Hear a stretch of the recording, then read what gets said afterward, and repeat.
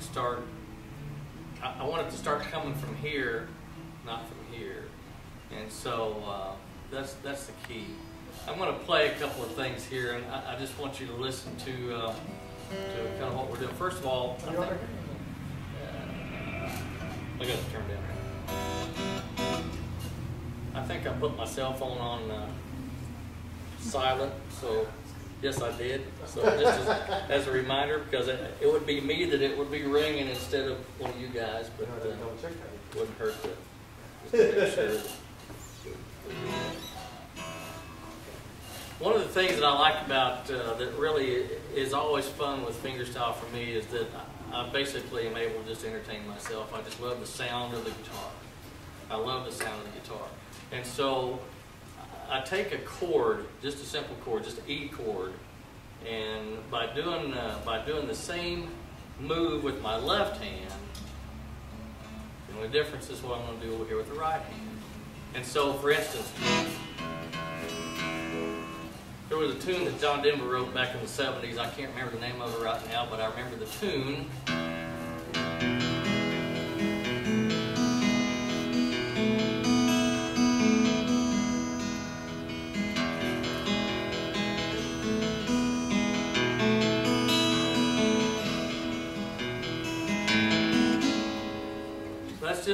That was the hook of that song instrumentally. Now, Seals and Crofts, the same move.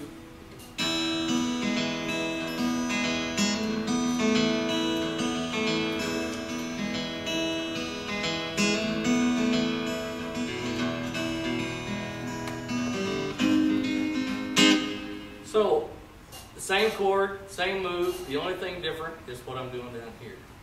And so, I'm not one to learn by this finger goes here, this thumb hit this exact pattern. I just don't do it that way. And so if you need to do it that way in order to kind of get something started, that's okay. But what I love to do, I'll sit for hours. Everything I've written in my easy chair in front of the TV. You know, my wife makes me wait till the commercials, okay? But during the commercials, she'll say, shh, shh, you know. But anyway, but what I invariably do is I'll be sitting there and I'll just be hitting different chords. And I just let my right hand kind of do what it wants to do.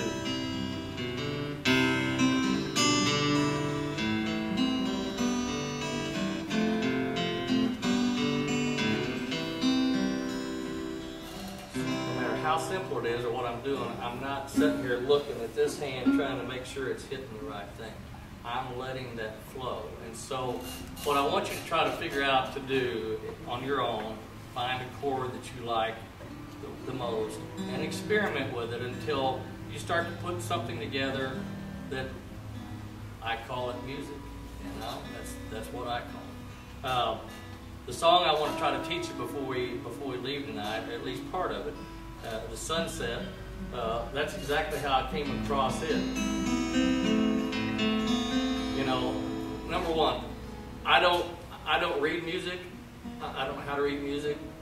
Everything is self-taught. I haven't taken any lessons since I was about that young man's age right there.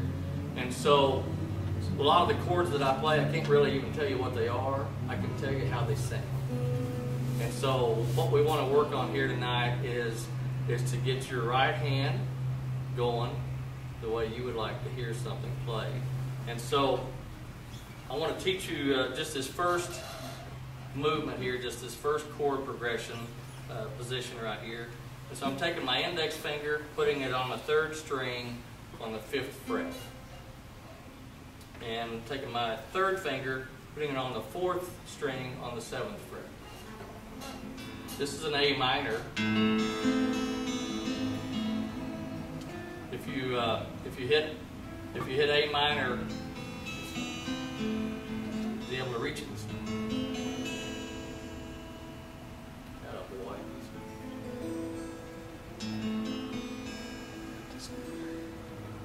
How many reach tablature?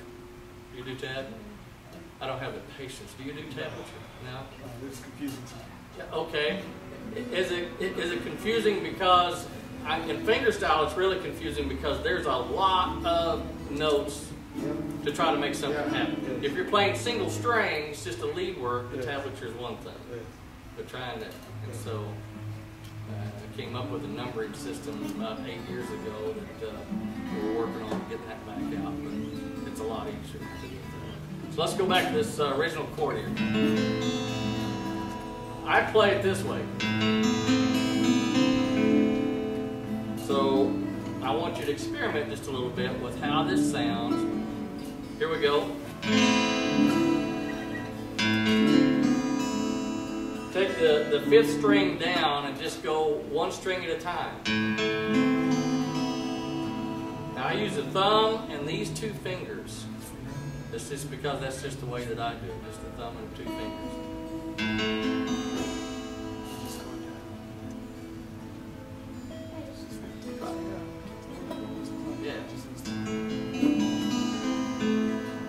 Next move is just moving this finger back 1 fret. Move back 1 fret with the 3rd finger. You can reposition if you want.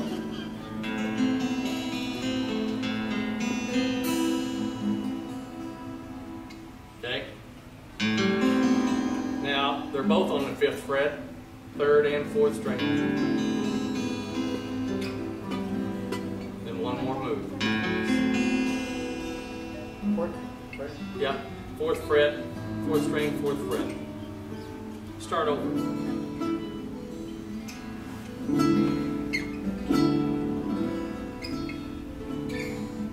Yep.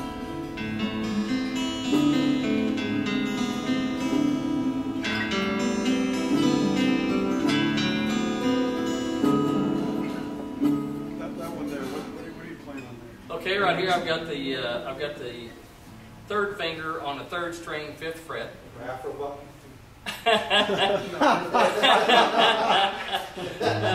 And then I've got my 1st finger on the 4th string on the 4th fret. So it's just basic, yeah, there you go. Now, if you don't work on anything else besides just those 3 chord progressions, just those 3 positions, that's fine. You can do that right there. I'll play a little bit of the song for you so you kind of know where it goes.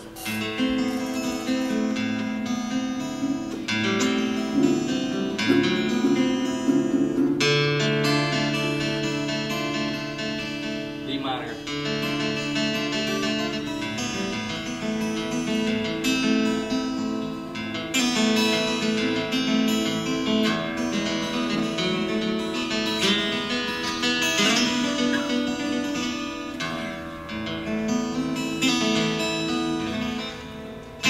So it's kind of got a Southwest feel to it, basically, and you can do that. And one thing I like about this too is you can do it when you can strum it if you want to strum it, but it kind of defeats the purpose of what we're doing here tonight.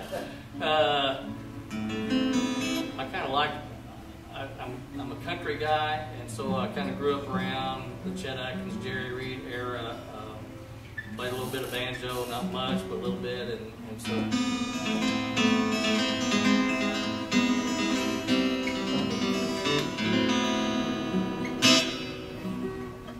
It all depends on what you're wanting to get out of the tune, what's in your heart. This is what I always like to say about fingerstyle. I want whatever frame of mind I'm in, I want it to come through on the guitar. And so a lot of people try to go for a fancy lick. They hear a song, they want to learn how to play this lick or whatever the song is, and that's okay. There's nothing wrong with that. But I kind of got past some of that to the point where I just want to feel something coming out of this guitar that is me. And it might have to do with my emotions for the time. I wrote a song not too long ago that's called The Peace Within, and that was after a very stressful day at work.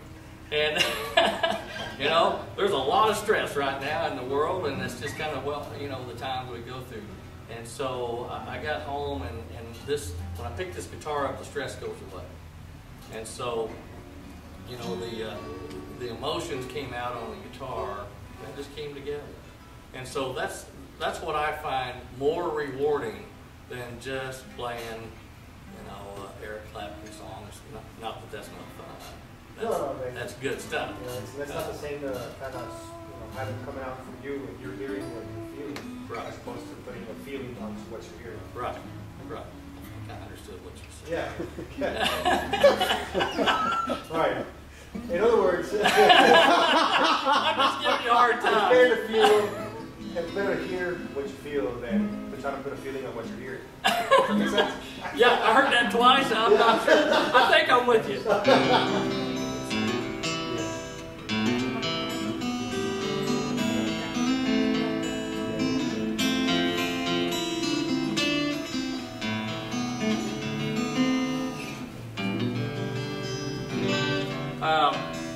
How many different styles, how many different kinds of music are we talking about here?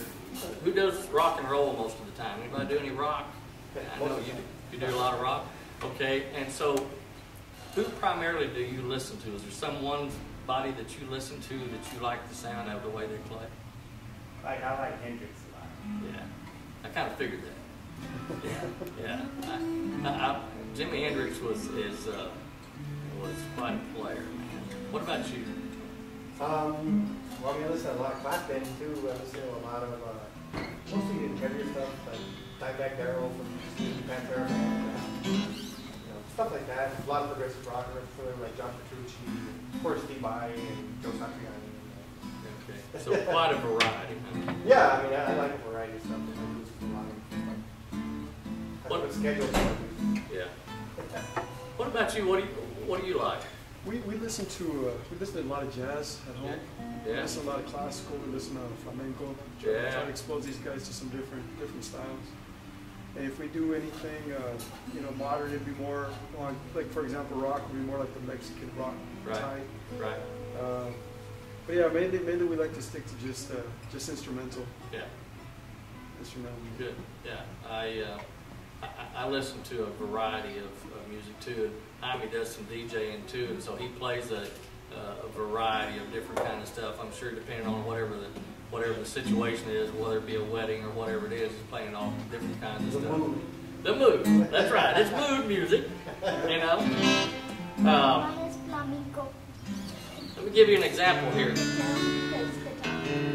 I do a little alternate tuning. I don't know if everybody does a little alternate tuning or not, but you don't have to get too carried away to do a little bit. And for fingerstyle, it's a great way to cheat just a little bit because the more tuning you do, the easier it makes them. I use drop D a lot.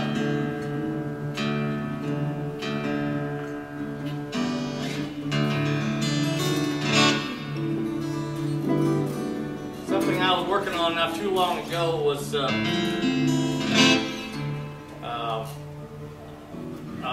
I'll play a piece of it here.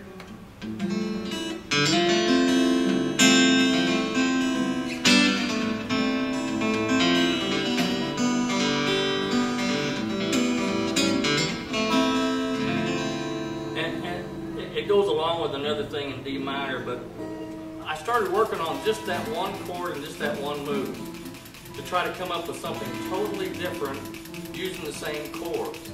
And so here's what I came up with, and I'm still working on it.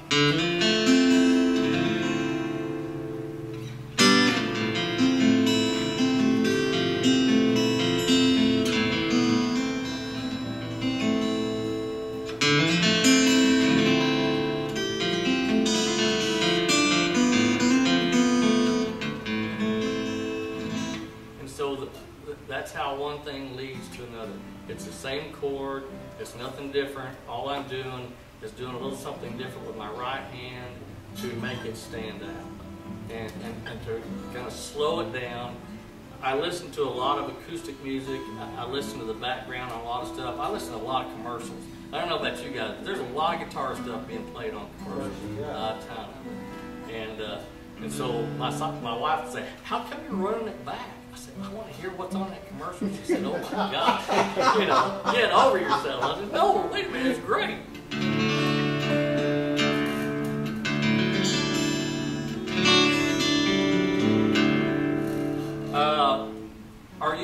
Are you using any kind of books to look at chords? Are you, how are you teaching yourself? Are you taking lessons, or are you Are you teaching yourself something, or how are you doing that? Well, right now I'm exploring a different variety of chords now. Yeah?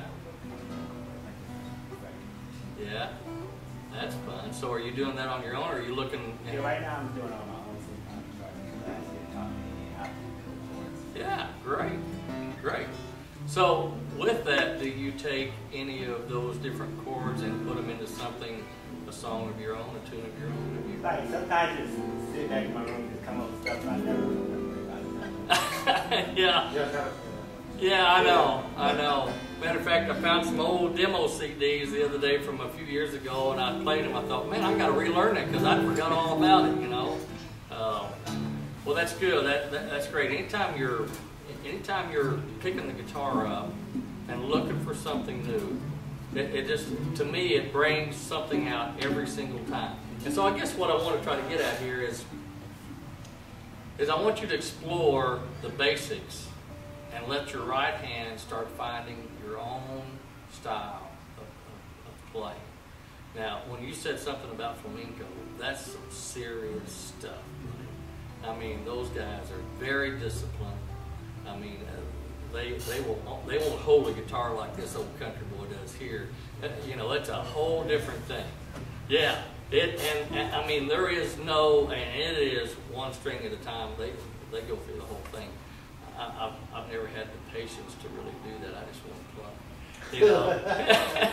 But that's why they're as good as they are too. But and so, what are you doing to teach yourself anything new on the guitar? Are you looking at a book? Are you looking at videos? Or currently, no. There's no books I'm looking at. And, there are some videos that I've purchased in the past, but for time's sake, I haven't been able to go through completely. But the last class we had here on scales, so going back on that, refreshing the majors and the minors is really good.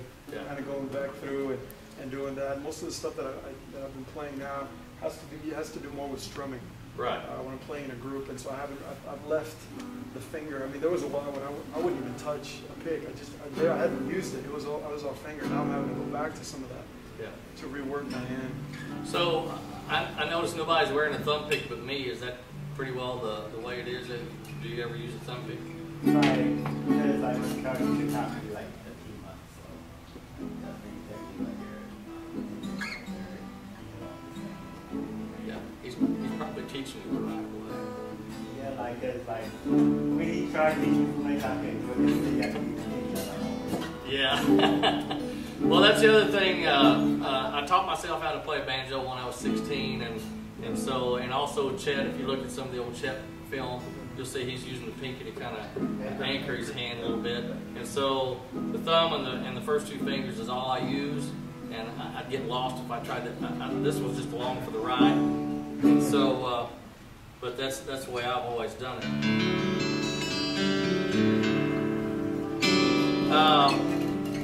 I'll give you a little example here of something different.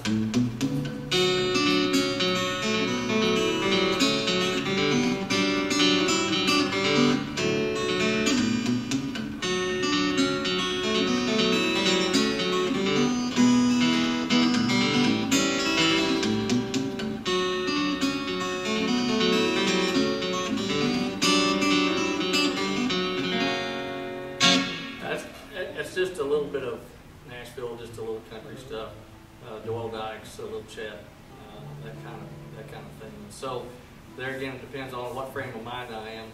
If I'm wanting to play something a little faster, I go back to this, and it's got a mixture of a banjo roll and just the old Chet. It's hard to do that and do everything else sometimes, but with a banjo roll, it all starts fitting together. And so that was another thing. Whenever I was working with some other guys, they were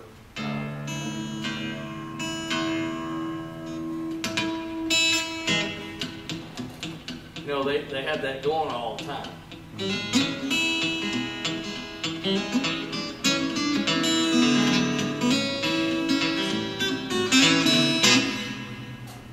And that's fine, but it can drive you nuts if that's until you start getting the hang of it. And so no matter how much somebody would try to show me, it just wasn't sinking in until one night, sitting in my easy chair during a commercial, then it started coming to me, you know. And so instead of just singling out and then trying to add my other fingers to the melody, I started rolling it together. And so that's how I pick out different tunes. A little bit of bluegrass stuff, and it's all just a banjo roll, and I'm using my thumb or my fingers to pick out the melody, and the roll just continues.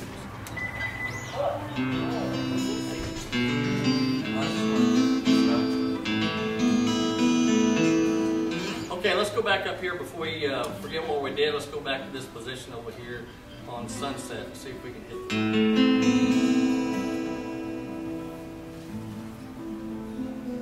Remember, we're just covering 2 strings, just the 3rd string and the 4th string.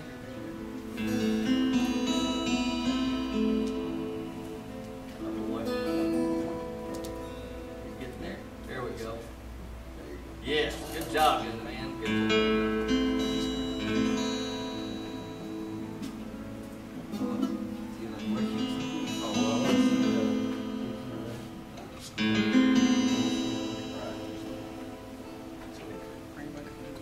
Let's see if we can get through those 3 chord changes there. I'll be quiet, but you got.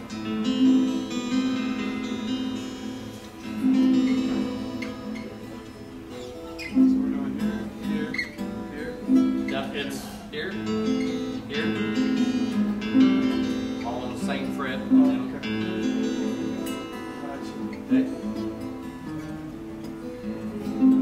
If you got that down, we'll go to D minor.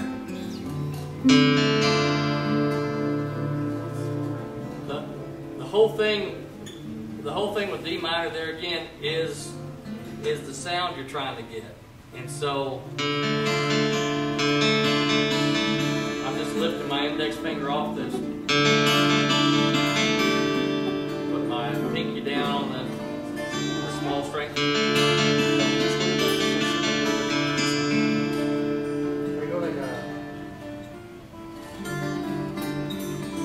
Yeah, you can do it however you want. So once you get the main motion down, then you can change the sound to whatever you want. And then to A minor. Okay? Let's go through it one more time and we'll go to one more chord.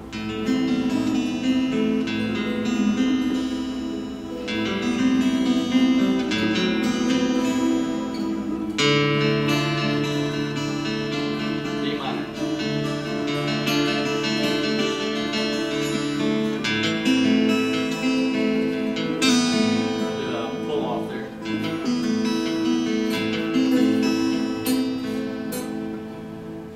One more chord here. This is just 1st finger on the 3rd string, 1st fret. 2nd finger on the 4th string, 2nd fret. There you go. Yep. There you go. Up one more.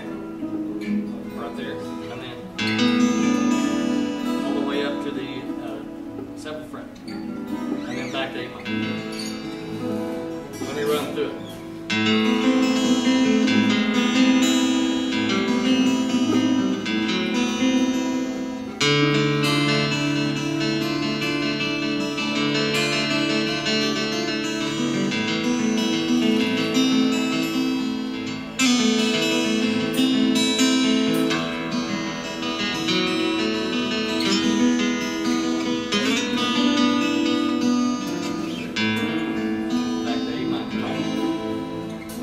The tune than that. There's no use in getting too deep into it here at the first. And the main thing, when I was teaching a class on a regular basis with mainly beginners, it was a way for them to start working on the right hand and then put whatever kind of rhythm or whatever kind of motion you want to put with it. Some wound up just strumming through it. It just takes, to me, it takes all the heart right out of it if you just strum through it.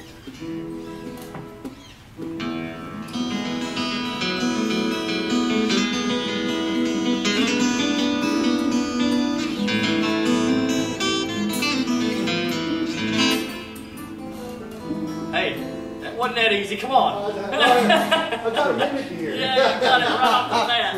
I had one signature lick. He gets it in like 3 seconds. Okay, you're gonna get some coffee or something. If you got any questions, I'm hitting all this pretty light here, but I want to see if you have any questions before. I do have a quick question on because I know there's a lot of patterns. You know, when you're playing, you're separating, of course, your bass line from a lot of fingerstyle picking. Do you have a certain, or did you ever have a certain exercise maybe you came up with to where you got the dexterity of that finger picking string? No, because every time I tried to do that, when I really started trying to concentrate on that, it just got more frustrating. And so that's when I started using a little bit more of the banjo roll to kind of help mentally start training this hand to kind of do what I wanted it to do. Can we see that, the banjo roll again? Sure.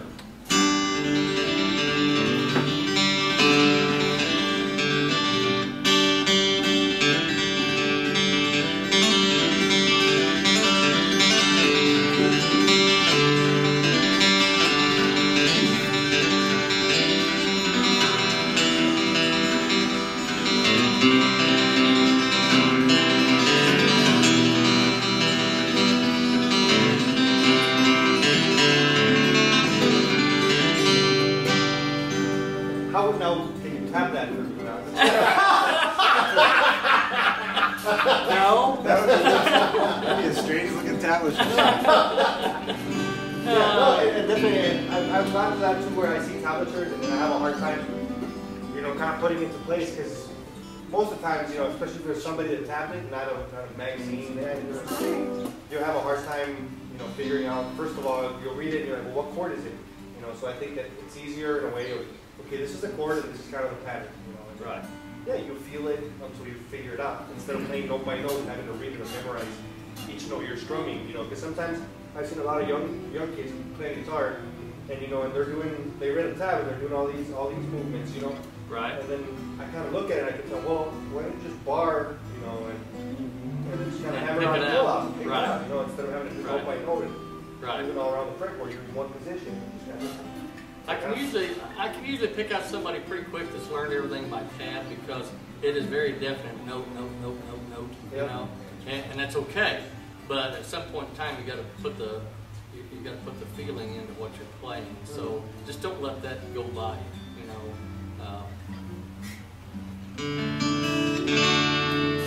Let's see.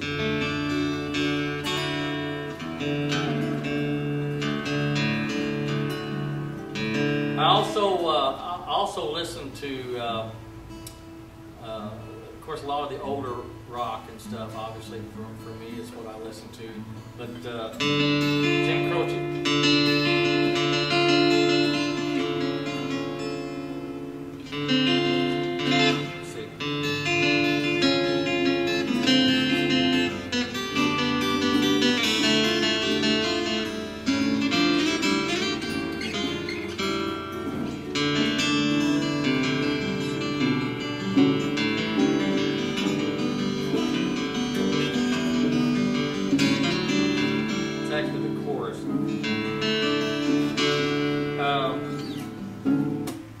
I do a lot of gospel stuff as well. I do a lot of gospel things, and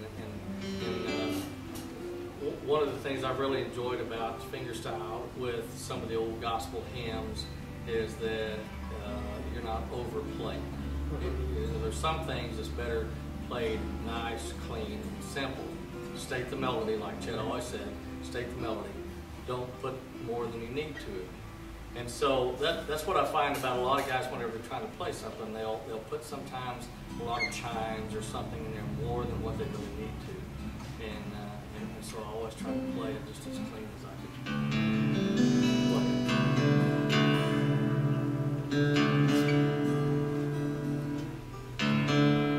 Do you have any suggestions, for example, for a younger player coming up, say that he wants to get into fingerstyle? Right off the bat, before learning, you know, any other stuff. What would be a suggestion you would use to a person that has that request? Well, first of all, I suggest that you always learn as many basic chords as you possibly can. Learn how to play them right. learn the basics of taking care of your guitar. I also suggest that you buy a nice guitar, that you take good care of it, something that's easy to play. One thing about it now, today, versus what it was when I started playing, there's a lot of great instruments without spending a whole lot of money. I mean, there really is. There's just a lot of great instruments. You don't have to spend a ton of money to get something that plays and sounds good. You know, back in my day, you had to get you know, something pretty expensive, or else it just wasn't even going to stay in tune. And so, but before anybody wants to just, you know, some of the students I would have coming to class were just learning, and so I would teach them 3 chords and start working on Sunset right off the bat. Cool. So we worked on 3 chords. I'd write them down. They'd go home. They had to come back the next week, being able to play those 3 chords in the first part of Sunset. That was the deal. Because here's the deal: if you don't learn how to play something that turns into music, you're going to lose your interest. It's got to be fun. And what makes it fun to me is to make some music. And so,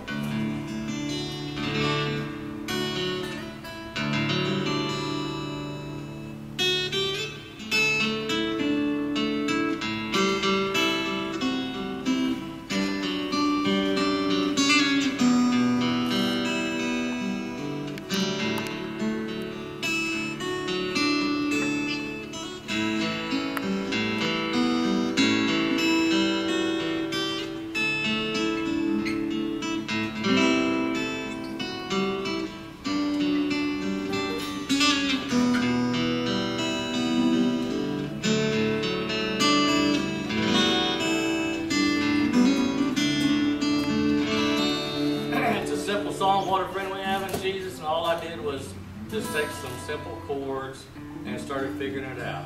And just, you know, one string at a time, one note at a time.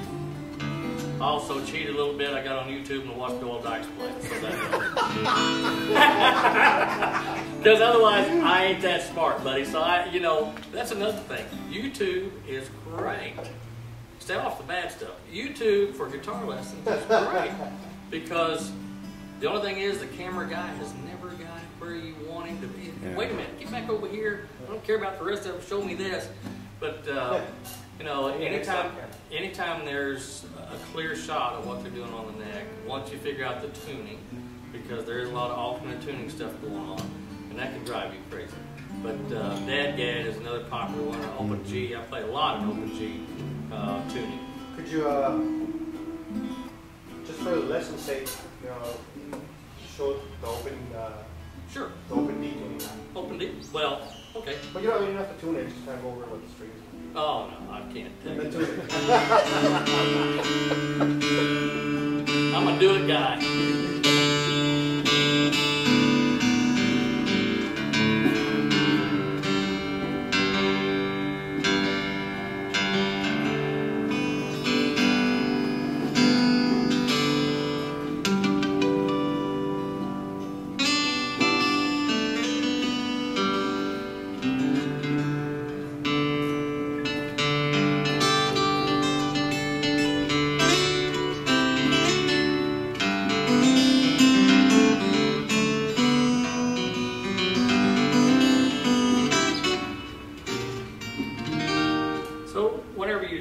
When you're doing the open tuning like this,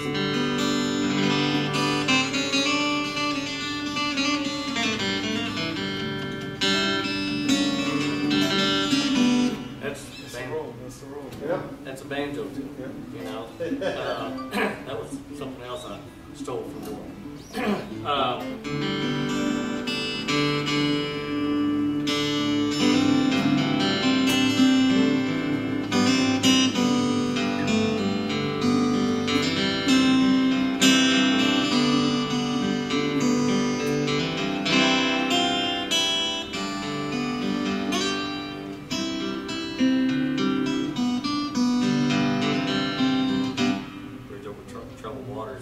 It just took all the work out of it by hitting the tuning, you know, just right. It really is cheap. You ever found you that problem where you're trying to figure out a song and you're working at it? It's happened to me. Wherever I've been working at it for days, and And all of a sudden I found out it's an open tuning, and it was just like Yes. an epiphany moment. Yeah. The song just came Yeah.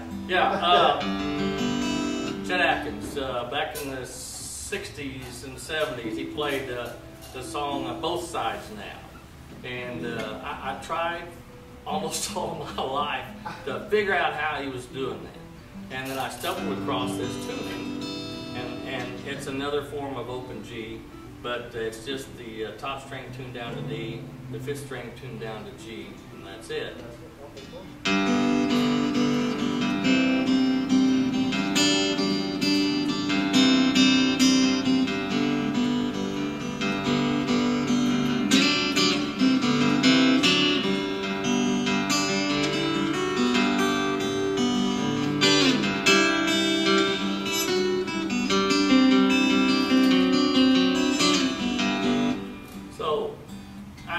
I was able to find part of it, but it was never coming out right because I was not tuning the fifth string then. Right.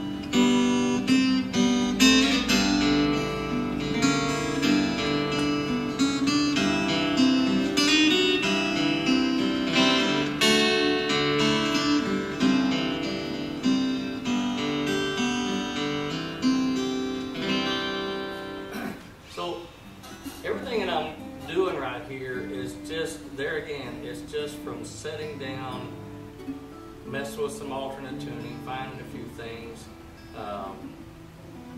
and just experiment with it. You know, if I get a tune in my head that I want to try to learn, then I try to figure out a tuning, if that's possible, that's going to help it out.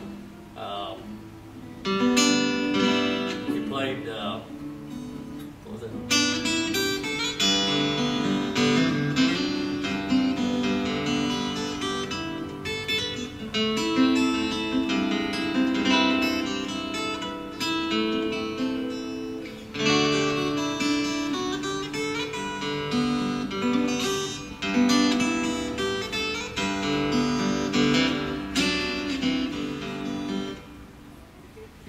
Don't realize when you're listening to some of those things what someone has figured out by alternate tunings, a picking pattern, or whatever it is, and then once they find the notes, then they add their style to it.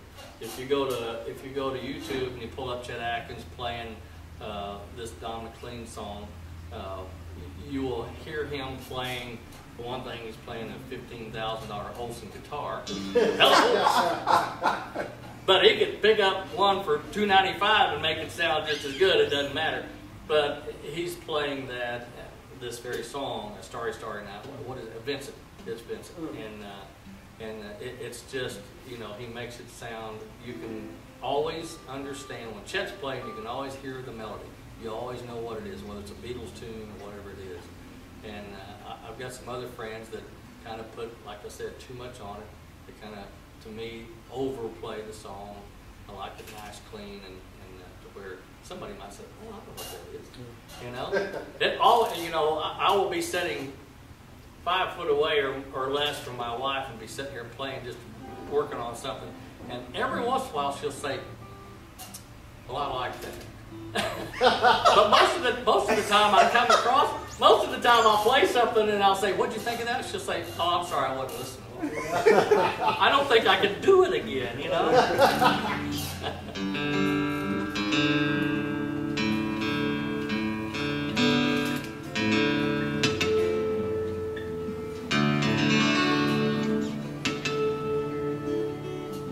See if I got this out of tune before we have to start over.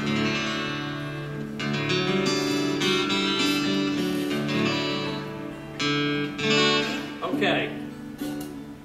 Play the first part of Sunset. You can't leave unless you remember how to play the first part of Sunset. So, you know, because it never failed when I would leave somewhere, I would forget before I could get home. You can't leave because I don't know Sunset. Yeah.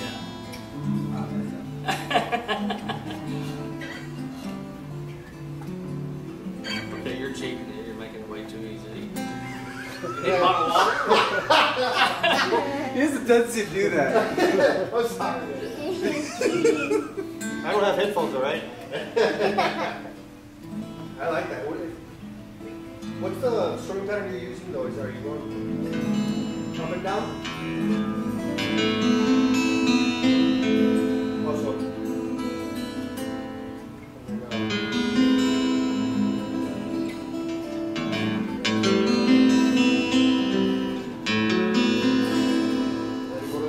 Right.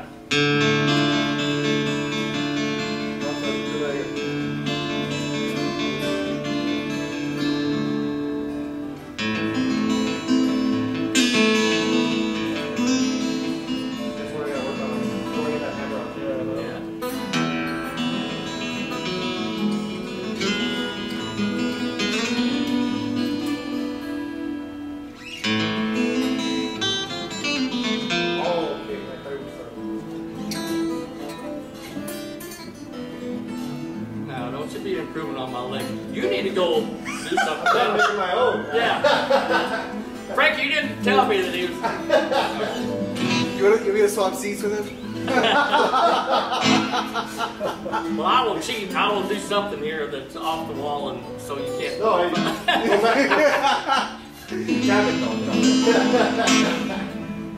That's But, you know, it's one thing that I haven't gotten into as a player is a thumb pick. So, you know, most of the time, like he was playing, I'm used to using, but I can't get that clean bass sound like you do because of the pick.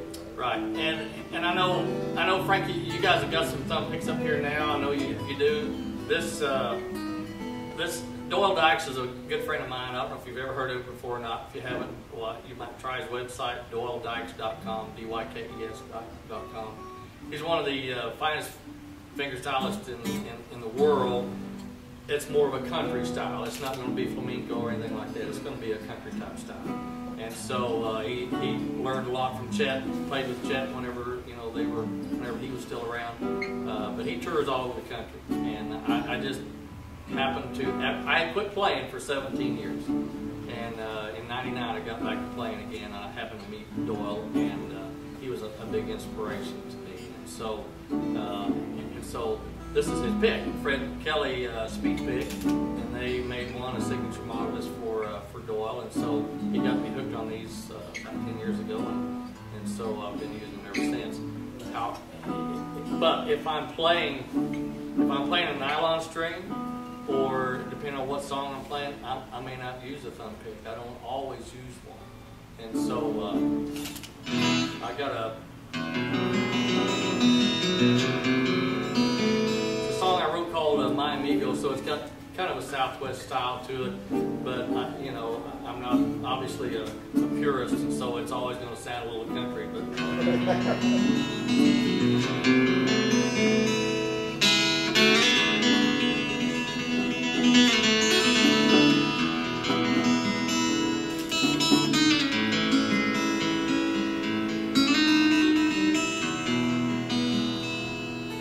But so you could play something like that on a nylon string and without a pick, and it would probably come through even sounding more like it should, for that type of song. In a purest form. Yeah, yes, yeah. It looks like a cassette tape. It's one side is a cassette tape. It's cheap. I mean, you're making fun of the old guys that play with. As long as you don't pull out one that looks like an 8-track, I'm okay. All right.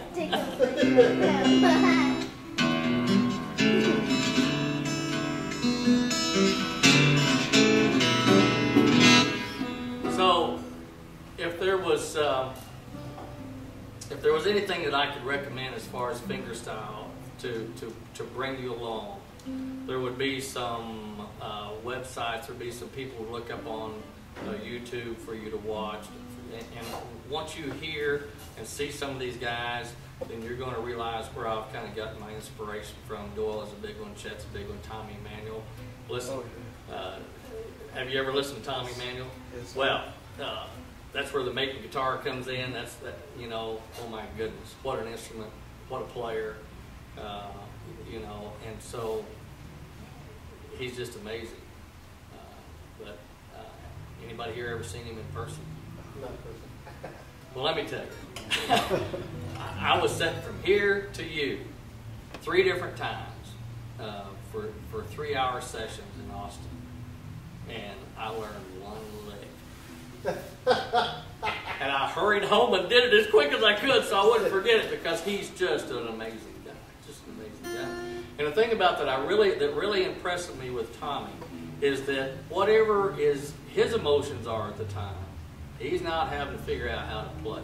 It's coming through his guitar. It's coming from here out. And so if he's really, which he's always an entertainer, so he's always going to entertain.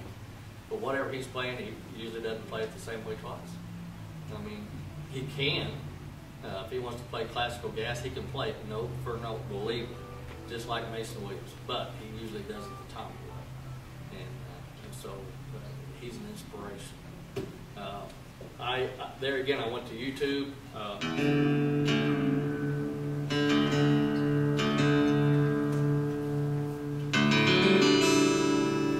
I worked on Imagine because I love that tune.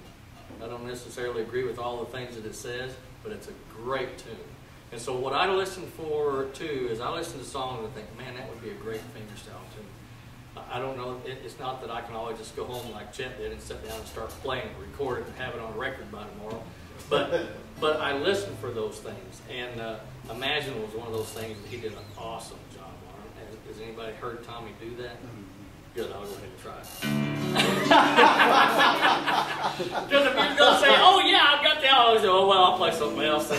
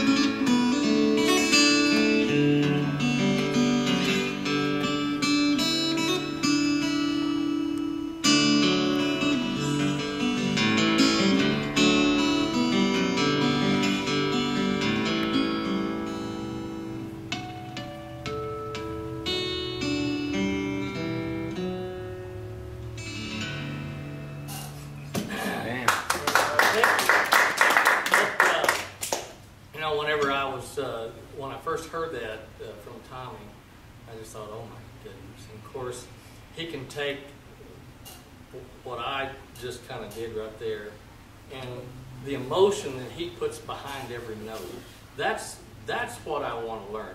I can mess around and work on the notes until I get them close. But until I could connect emotionally with the song, then it's just notes on a guitar. And so that's what I like about Tommy. He can go from playing guitar boogie and just beat that guitar to death. You know, actually he's hitting every note, but he can go from that to a song like this and just take you to another place. And so that's why fingerstyle is so important to me, is because I want to be able to take the notes and let it take me or whoever might be listening to a place, you know, away from it.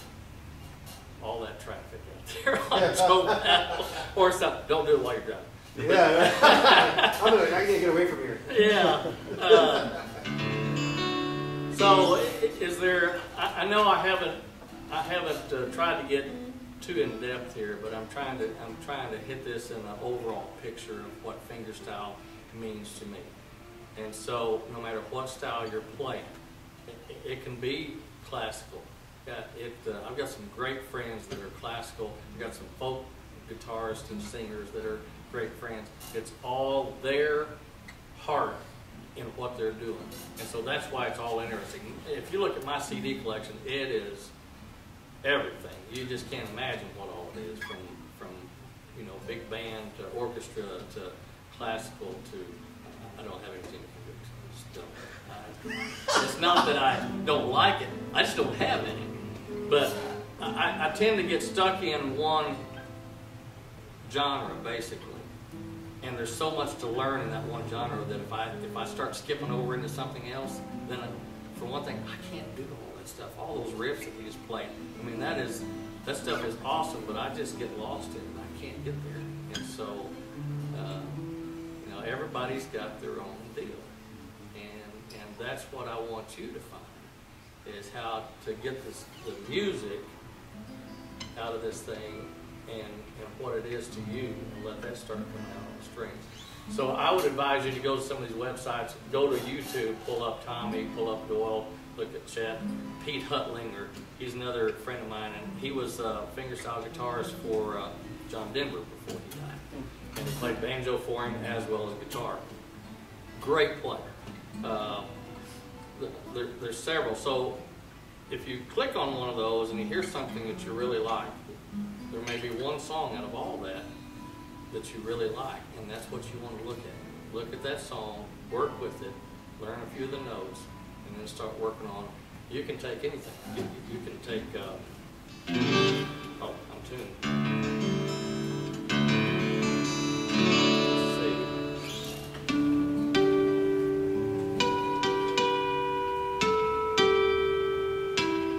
We didn't get into chiming yet. But,